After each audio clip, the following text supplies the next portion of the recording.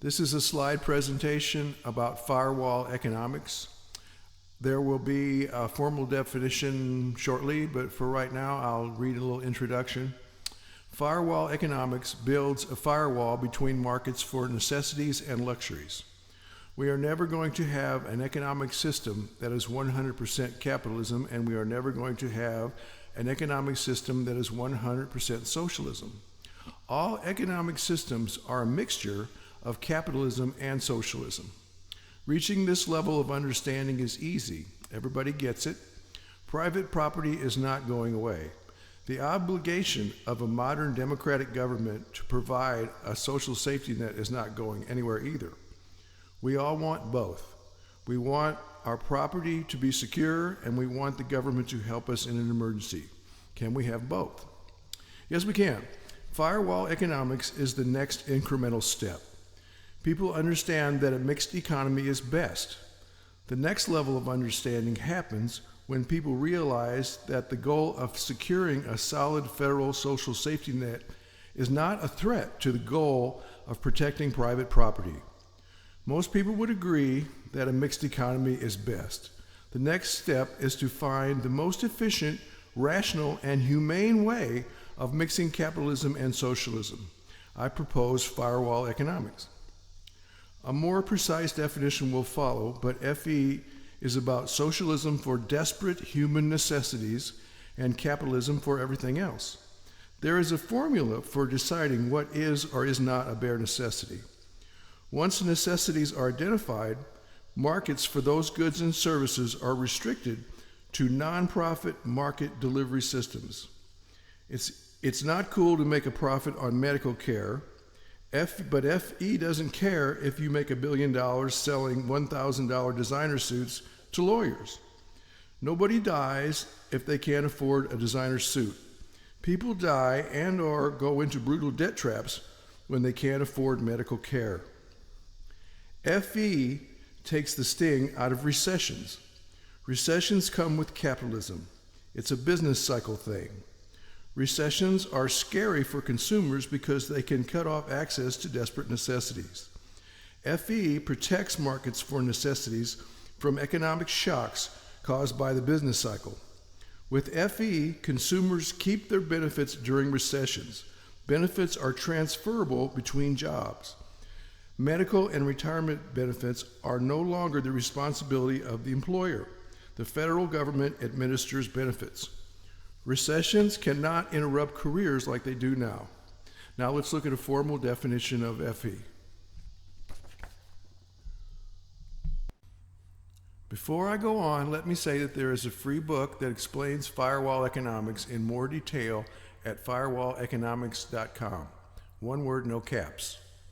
firewalleconomics.com. The Zen art of firewall economics is about 100 pages long. It's free. The book has been up for a decade now, and it has about 100,000 hits. Please pass the word. Let me go ahead and show the formal definition of firewall economics. I'll start with the first statement.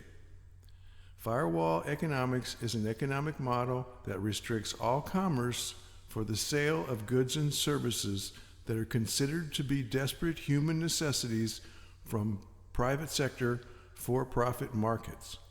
Only desperate necessities are restricted. Simply stated, profit-taking is not allowed with the sale of necessities.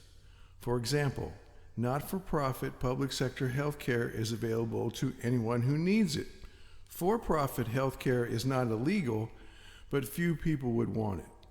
The public sector, the federal government, administers, oversees, regulates markets for desperate necessities.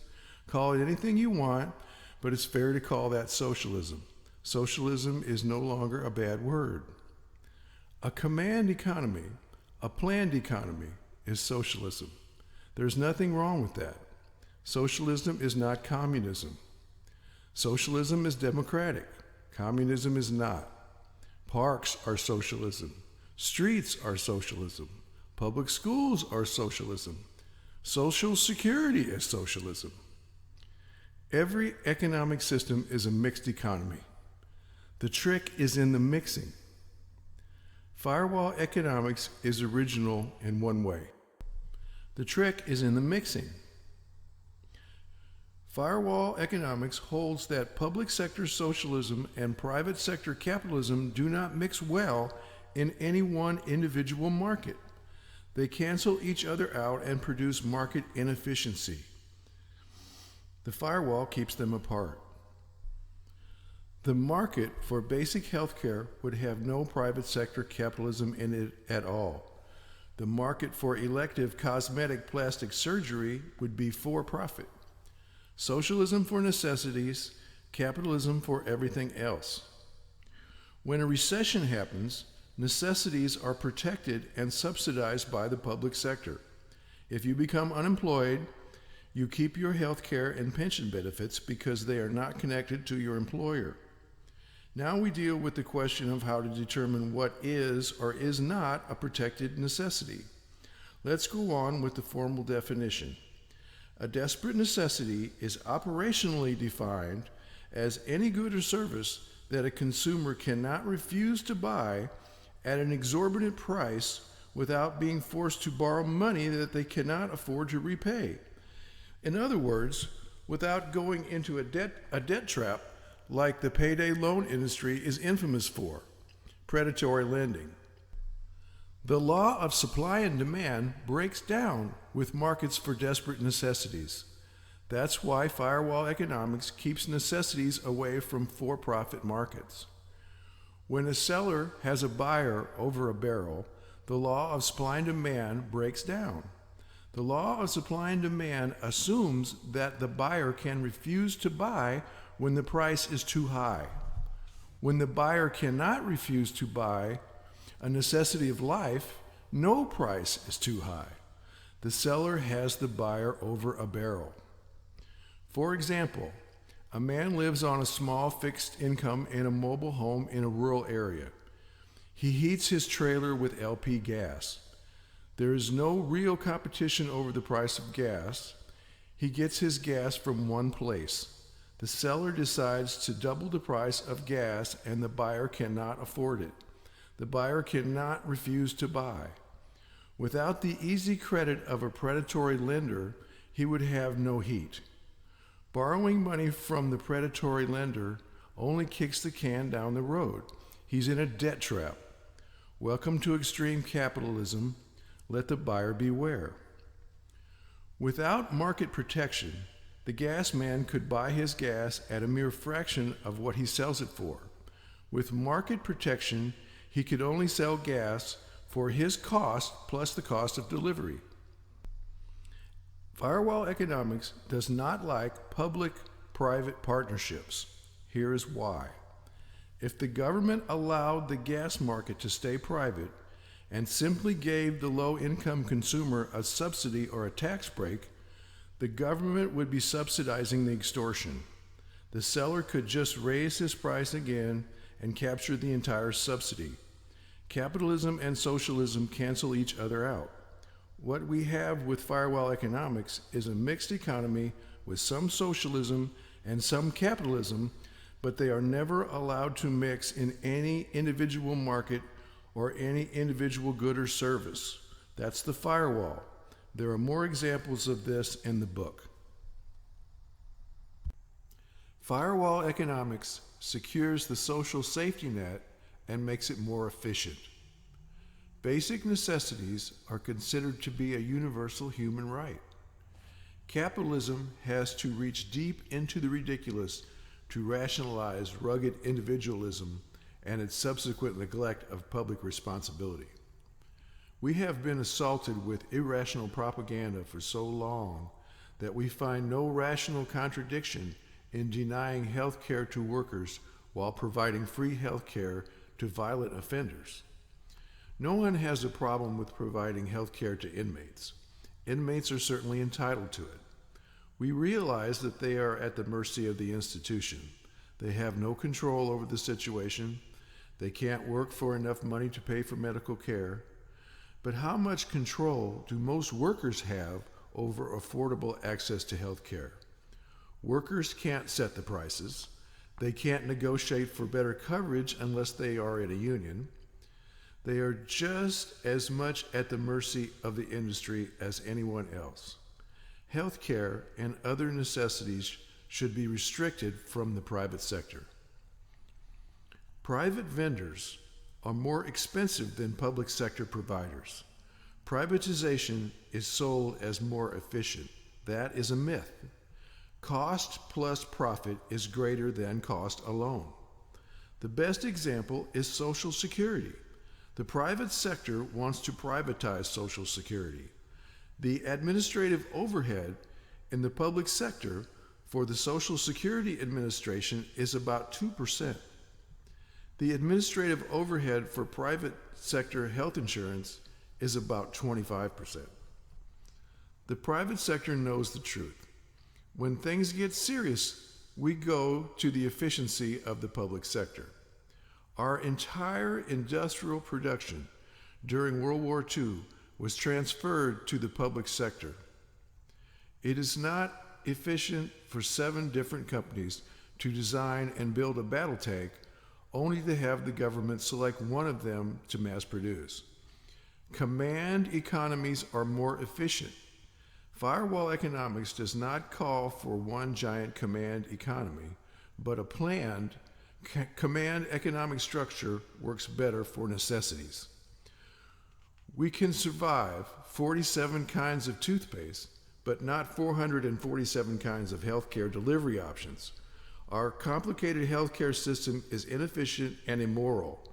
Private healthcare is actually illegal in many nations. The same logic that applies to healthcare applies to all desperate necessities. They are basic human rights, and it should be illegal to exploit them for profit. Let's toss around the subject of what is or is not a desperate necessity. Housing is a necessity.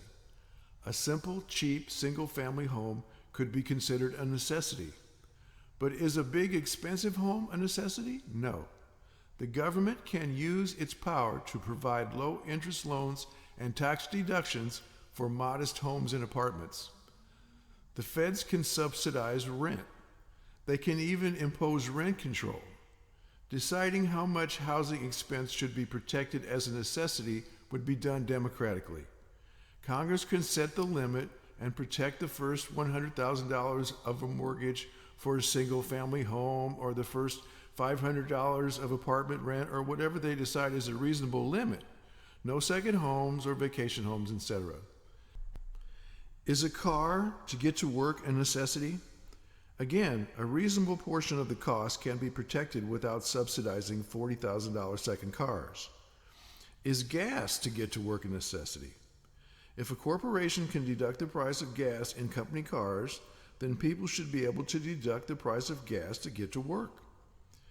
Is a cell phone a necessity? Before I argue that nobody dies if they can't afford a cell phone, I remind myself that payphones are gone, and cell phones are how we call 911. Cell phone infrastructure will be paid for with public money. The private sector will use that infrastructure to charge as much as they can. Europe is tough on telecom price gouging. They use public sector power to break it up. Is having access to free televised Cardinal baseball games over the antenna without buying cable or satellite service a necessity? I'm sorry to say that it is not. Even though my baseball has been thoroughly privatized, I must admit that it won't kill me to listen to it on the radio. Like individual line items in a budget, every individual market would be decided democratically, but the general definition of a desperate human necessity holds and guides the negotiations.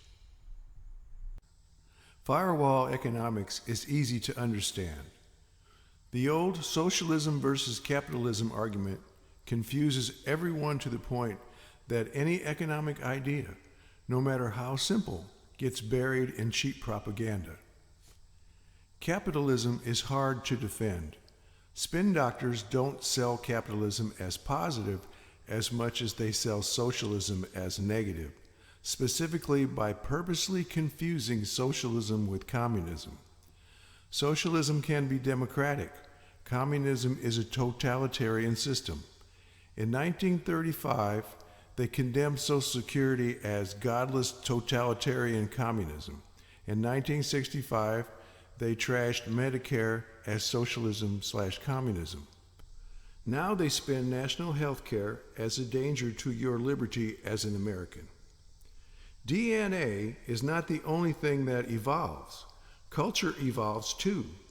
We are evolving from an environment that requires us to be brutal and competitive into an environment that rewards compassion and cooperation. Capitalism is about competition. Socialism is about cooperation.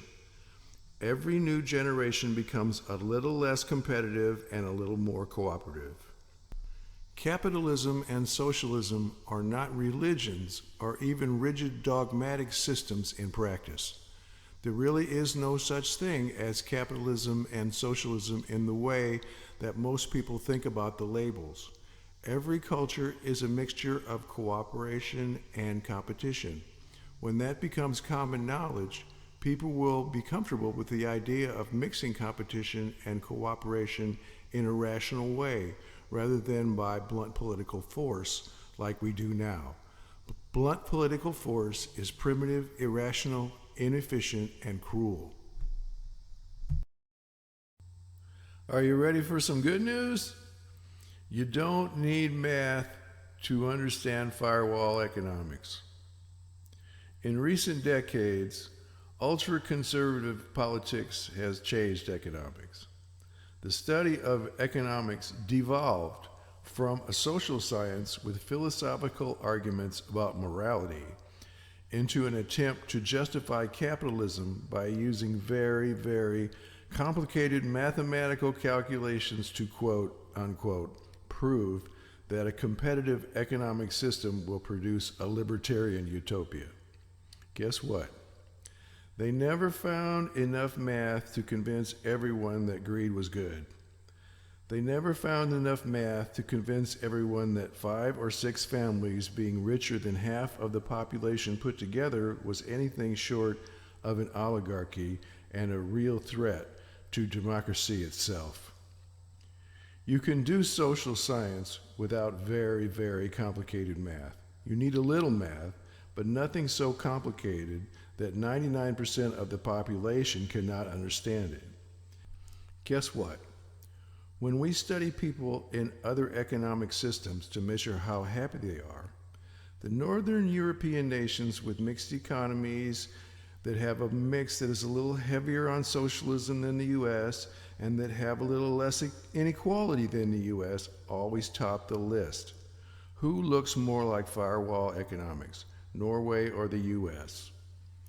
Economics professors and writers in US universities are censored. They can't say what I can say. If you don't believe me, ask them. They will tell you that the last 40 years in economics was not much more than an attempt to find a mathematical proof for the invisible hand of Adam Smith. The theory that an unregulated economy where everyone competes for their own quote-unquote self-interest will result in a utopian equilibrium. History proves that a low-regulation economic environment increases the severity and frequency of recessions. This is about priorities. We're going to talk about the contrast between the budgeting priorities of the public sector versus the private sector. In Europe, it is popular for elected legislators to come from academic backgrounds that involve degrees in public administration. In the US, most of the legislators are lawyers or private sector business managers. Private sector managers get MBAs. Public sector managers get graduate degrees in public policy and administration. My graduate degree is in social work with a specialty in public policy planning and administration. It's like a public sector MBA. Both managers do budgeting. They implement and monitor progress on strategic plans. The difference between private sector managers and public sector managers is that private sector managers put profit above everything else. Public sector managers have to cover everyone. Public sector managers can't cut corners to reach a goal. If a program is about the delivery of a good or service that is a desperate human necessity, a public sector manager will be the best choice. Remember the post office example. A private post office would cut corners by not delivering to people who live in remote areas. The public post office will deliver to everyone first and find a way to pay for it after everyone is served. Some things are that important. We know what those things are: desperate necessities. When you think about the difference between public and private sector managers, the philosophies go like this. In the private sector, it's like the old ship captain, every man for himself, and in the public sector, it's like no person left behind. Let me do a simple quick review before I move on to the benefits of Firewall Economics to workers and employers. In review, capitalism is a private sector thing. There is profit. Socialism is a public sector thing. No profit, a planned economic model, everybody rides, universal coverage. Firewall Economics uses the public sector to cover desperate necessities. Government programs and subsidies can be used. Firewall Economics does not interfere with markets that have nothing to do with desperate necessities. Firewall Economics is about gradual implementation. It's evolutionary, not revolutionary. There would be plenty of time for private sector investors to transition their investments into other areas. Sellers should not be able to hold buyers over a barrel when they purchase desperate necessities. Desperate necessities are things that buyers cannot refuse to buy even when they cannot afford to pay a high price, because necessities are things that people cannot live without. The law of supply and demand breaks down with sales for desperate necessities. Classical economics comes up short here. With classical economics, the price is supposed to fall as demand goes down. The only way for demand to go down is for buyers to refuse to buy. That might happen without predatory lending, but with easy credit scams, a seller can force a buyer to borrow money that the buyer cannot afford to repay. Predatory lending disables the law of supply and demand. Demand is infinite, and that allows prices to rise to ridiculous levels. The motorcycle industry can price itself out of the market by raising prices so high that customers stop buying motorcycles. Demand can fall. The buyer is not over a barrel. If a motorcycle costs as much as a car, you can skip buying motorcycles altogether. You can't refuse to buy desperate necessities. If your home is heated by natural gas, you can't switch to burning wood when the price of gas goes up. And lastly, for review, there never has been and probably never will be a quote-unquote pure capitalist or pure socialist economy. All economies are mixtures of both. Remember that socialism and communism are not the same. Communism is a totalitarian state with no democracy. The Northern European nations that have a little more socialism than we do practice democratic socialism. Norway actually has more democracy than we do. Firewall economics saves most markets for the private sector. Wall Street should be in favor of firewall economics. Small business owners would love being relieved of the responsibility of providing medical and pension benefits to workers. The feds would do that. Firewall economics is a soft landing for capitalism. There will be some kind of landing, hard or soft.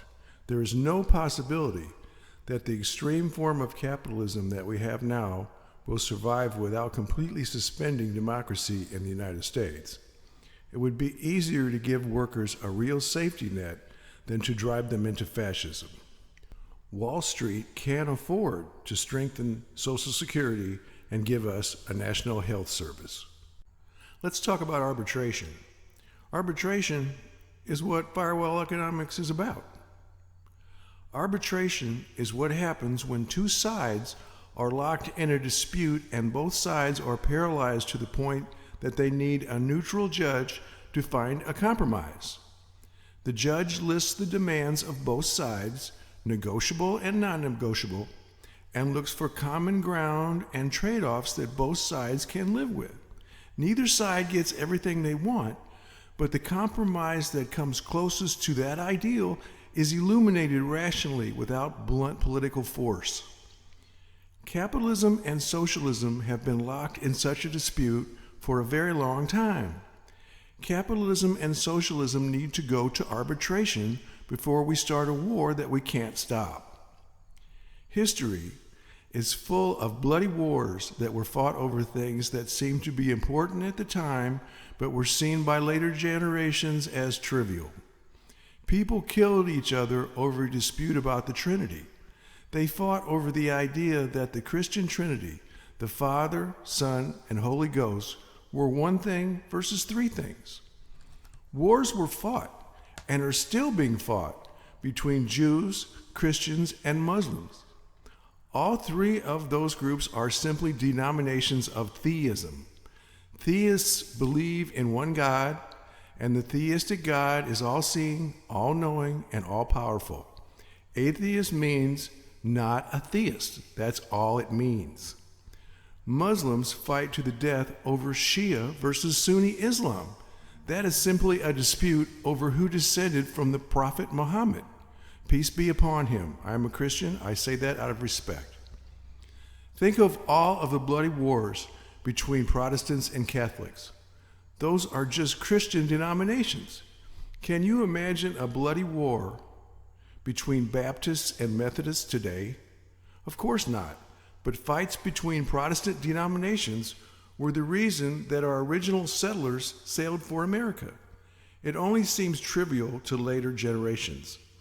Later generations will see the wars between capitalism and socialism like we see the Crusades, as a bloody disaster over minor differences. We didn't have an arbitrator to prevent those past wars, but we can wake up and start solving problems rationally. If socialism and capitalism went to arbitration, Firewall Economics is the compromise that would come out. There are schools for arbitrators. They tend to attract social workers. Social workers make good arbitrators. It's so cool that Firewall Economics came out of a social work graduate school. We are out of time. The war between capitalism and socialism will destroy the earth if it is not resolved by rational negotiation instead of blunt political and military force. There would be no future historians to laugh at today's war over trivial disputes. Let the record show that the social workers got it right.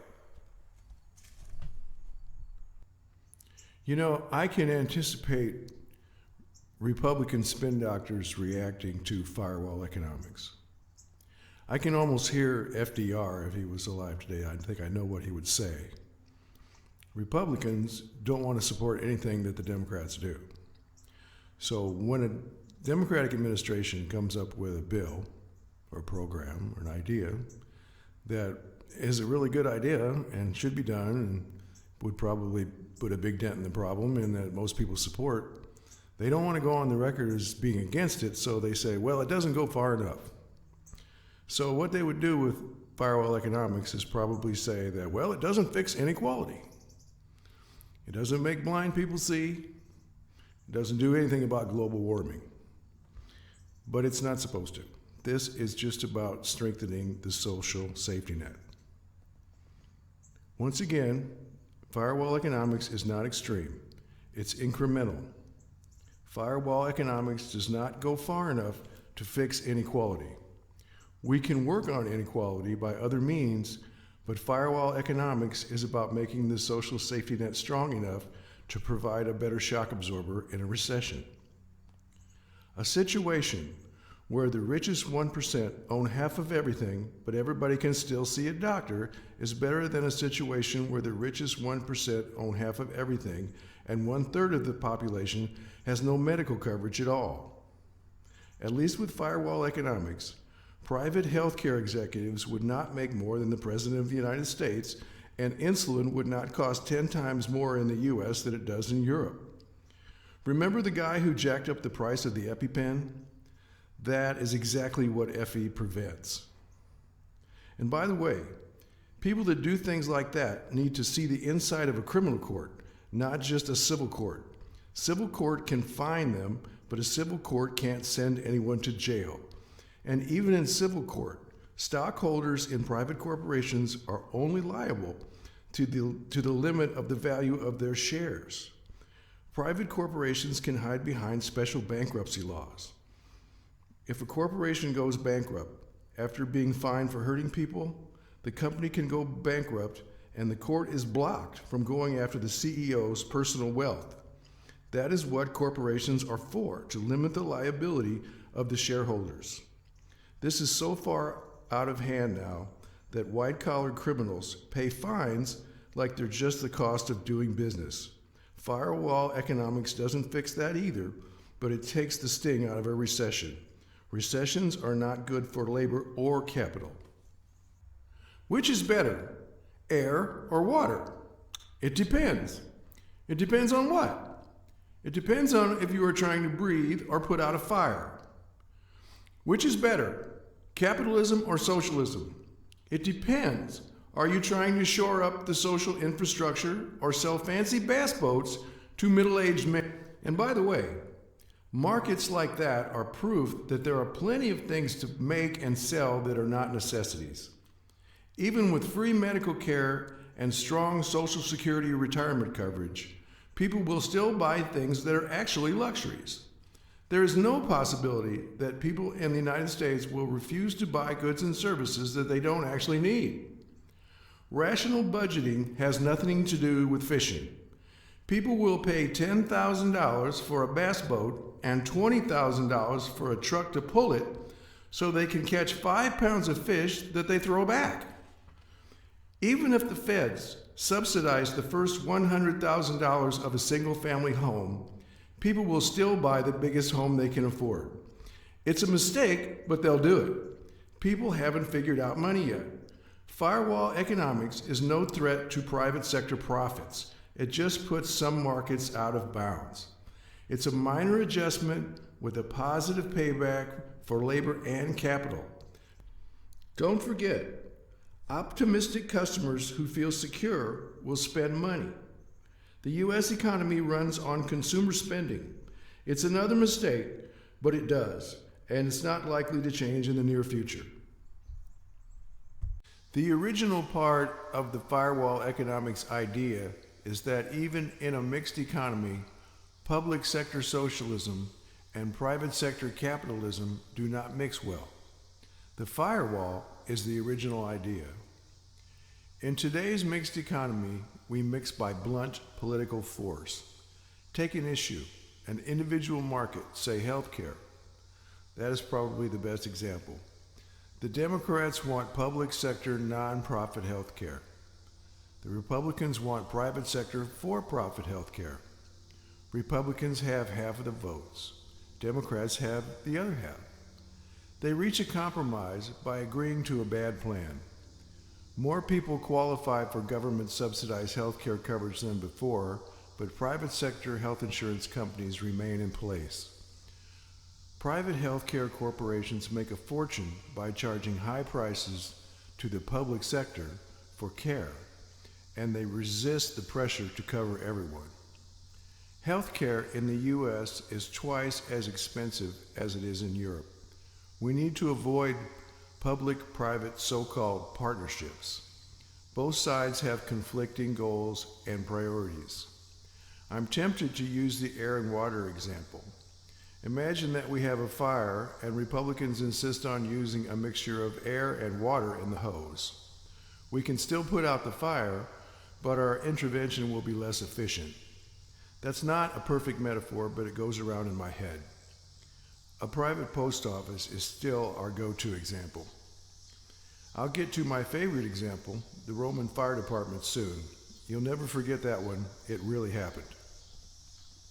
Some things are too important to sacrifice quality and universal service or coverage for profit. Spare no reasonable necessary expense. Those things are desperate necessities. Some things are not important enough to spend the extra resources necessary to reach every consumer and to chase that last little bit of extra quality. Those are the things that are not desperate necessities. Some examples. Healthcare belongs in the public sector. I covered that. But what about drugs? Drug development and pricing. Immunizations and treatments for rare diseases should not be allowed anywhere near the private sector. Look at the COVID pandemic. Public money subsidized the development of the vaccine. Private companies can sell it for a profit. That is socialism for the private sector with capitalism for consumers. I think I just defined fascism. Now the big one. The private drug companies won't release the patent on the vaccine so that other nations who can't afford the high prices can produce it cheaper. They are using public money to kill people for higher profits. The feds should demand that if taxpayers subsidize the research for a drug, the feds should hold the patent. Better still, build a government lab with government employees to develop new drugs. Pensions belong in the public sector. IRAs are bad. They can be legal, but the government should not subsidize private sector IRAs. Wall Street would privatize Social Security and force everyone into IRAs instead. Only a small fraction of Americans have enough money to contribute to an IRA. Most people retire on Social Security. We should double Social Security and stop subsidizing IRAs. There is a real historical example of what happens when pensions are privatized. There was a fascist coup in Chile in 1981. President Reagan backed Pinochet, who became the fascist dictator. Pinochet overthrew the democratically elected socialist government with military force backed by the U.S. They adopted the privatization model of the infamous Chicago School of Economics. The coup got everything that the Chicago School wanted in Chile. Reagan tried to give the Chicago School what they wanted in the U.S. too. They got some of it and it hurt us, but Chile got the whole Chicago School program. We are working to reverse what the Chicago School did to us, but we have a long way to go. Chile is going back to the way they were before Pinochet. Pinochet privatized the public pension system. He promised 70% of salary at retirement. The privatized retirement system crashed. Those who got paid got a fraction of that, pennies on the dollar. Wall Street drools over privatizing our Social Security fund. They want to put it in the stock market where they can collect massive fees and use the power of the massive fund to leverage risky investment schemes. Keep our pensions in the public sector. Infrastructure. The private sector will try to privatize our new infrastructure projects. When the public sector uses public revenue to pay private companies to build public roads, that is an example of the dreaded public-private partnership. Public money for private profit. The public bears the risk, the private sector reaps the profits. Socialism for the rich. Welcome to fascism. You will never see a public-private partnership where the private sector pays the public sector to do anything. It only happens in the other direction. The feds can buy trucks. The feds can employ people to run them. Infrastructure is a necessity. Even if the feds build the roads without the private sector still gets to use the roads and move their goods. Infrastructure helps the private sector more than the public sector, and they never really have to pay for it, except for some minor usage fees and license fees, etc. It gets worse. Not only will private contractors devour public sector contracts to build roads and bridges, they will fight to turn some of those highways into toll roads. Private toll roads are scandals waiting to happen. They're a magnet for corruption. I'm talking to you, Chicago. The military belongs in the public sector. Remember what Halliburton did in Iraq and in Afghanistan? Halliburton got insider contracts to rebuild what the U.S. military blew up. The cost was staggering and the quality was poor. They built expensive embassies in both countries, expensive embassies that we just abandoned, but they built them like we would be there forever. Mercenaries are private sector soldiers. No more mercenaries. Remember Blackwater mercenaries killing civilians with no threat of prosecution? The military-industrial complex should be nationalized into the public sector. It is corrupt, and its warmongering is a real threat to U.S. national security and world peace. The U.S. military-industrial complex is an existential threat to the planet. Okay, this is where I get to tell my story about the fire department in ancient Rome. Crassus, a crook that would become so rich that he would later become emperor of Rome, had his own private fire department. This dirty dog would show up in front of a burning house and refuse to put it out until the owner sold him the house for 10% of its value. Pure, unregulated capitalism. See how the law of supply and demand breaks down here. The law of supply and demand does not work with markets for desperate necessities. You can see the logic of why the private fire department doesn't work. Use the same logic for other things that are desperate necessities. We don't have to start from scratch with every individual market for every good or service. The Firewall Economics rule of thumb for identifying desperate necessities is a reasonable shortcut. I'm not asking for one big law that bans necessities from the private sector. I just want legislators to recognize the difference between necessities and non-necessities and apply the logic of Firewall Economics to new negotiations. Firewall Economics will not stop the Republican Party from arguing that very few things are necessities. Reagan argued that ketchup counted as a vegetable in school lunches. The arguments will go on, but the logic of Firewall Economics can give progressive legislators a way to drill down and expose the spin. Get Senator Fat Cat to admit that fire departments should be public. Then ask him why the same logic does not apply to health care. I want to talk about some of the benefits to employers and employees. Benefits to employers. Medical benefits and retirement plans would no longer be the responsibility of employers. This is especially good for small business. Small firms could compete with bigger firms for talent without the handicap of larger firms using their size to buy cheaper employee benefits. Laid-off workers do not lose benefits. Benefits follow workers between and in between jobs. Companies can compete with overseas companies that do not have to pay for employee benefits. Benefits to workers. Workers can quit any job at any time and not lose medical or retirement coverage. The federal safety net protects them from the disadvantages of the gig economy, and it allows them to take advantage of the freedom to change jobs any number of times. Workers are free to start their own businesses without the fear of expensive and risky benefit plans.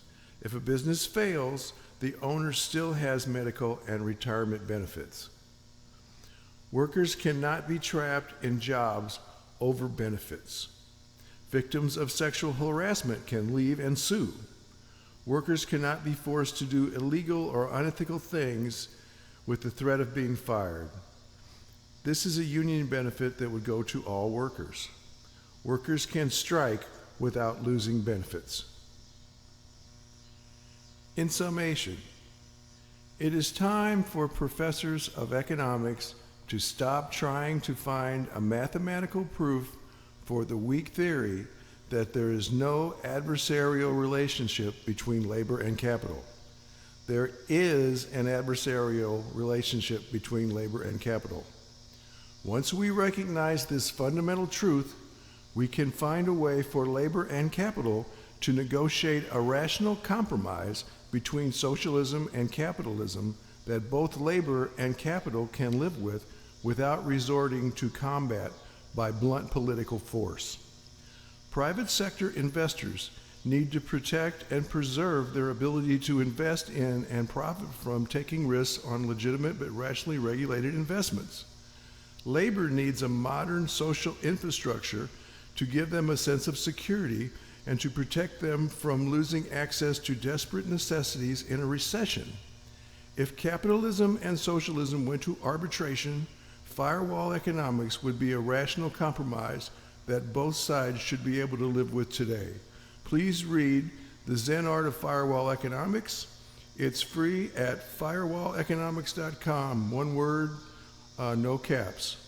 Thank you.